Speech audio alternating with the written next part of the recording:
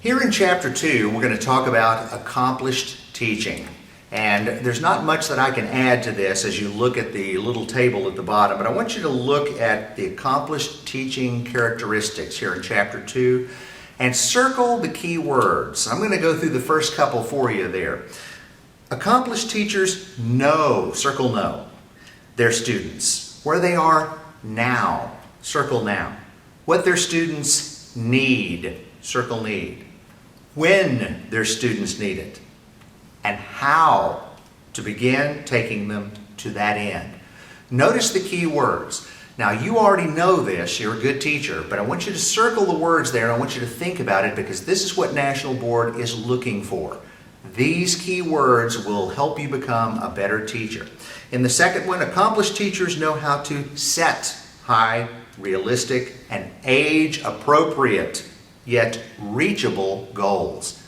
Have you thought about that? Are you setting age-appropriate and reachable goals for your students, or are you setting the bar perhaps too high for some and too low for others?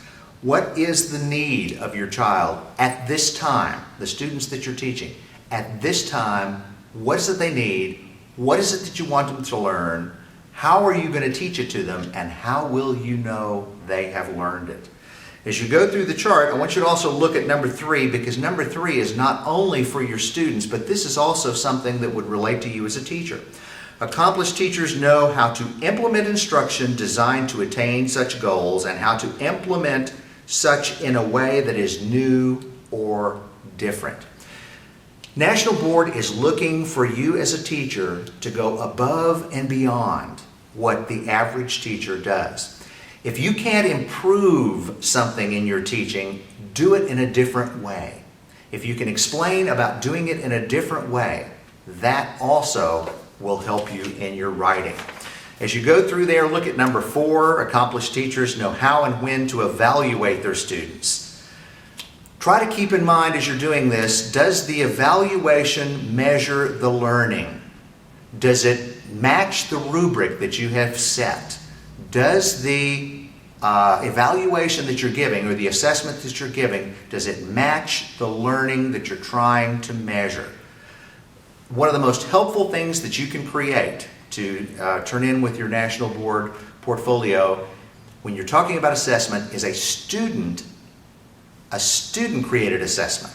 Have your kids become a part of the process. Team with your students in coming up with rubrics for assessment. That's a real key entry if you can come up with some of those, because it involves your students in a way where you, the facilitator, and they, the students, collaborate in the learning process. Number 5, accomplished teachers know how to provide meaningful and timely feedback. And also go circle the word encourage. Encouragement is really important to be seen in your videos, and so is feedback. Even if you're just putting good job or a smiley face on a paper, that's important. That may not mean a lot to you, but it means a lot to the kids that you're giving it back to. I always tell my student teachers, when you're grading a paper, find something positive that you can cite and cite it. When you're talking to a child in a classroom who volunteers an answer, even if it's wrong, try to find something right that you can offer positive feedback. 6 and 7 kind of go together. I won't read those to you, but you know how to reflect, and this is the reflection writing that you're going to be doing. You might consider keeping a journal. Keep a journal, and that will make a great reflection entry when you're doing your writing. Keep a journal of the next 3 weeks or so in your classroom. What went wrong? What went right? What will you do next time? Makes for great material for writing your reflections. And then number 8, accomplished teachers strive to excel above and beyond the normal teacher's job. It's conscious, it's deliberate. Circle those words. Keep in mind also that some of the material that we teach is nice to know, but do they need to know it? When you are teaching these lessons, an accomplished teacher remembers it's more important they need to know than it is it's nice to know. Keep those things in mind, circle the key words, and you'll come back to them often as you're doing your writing.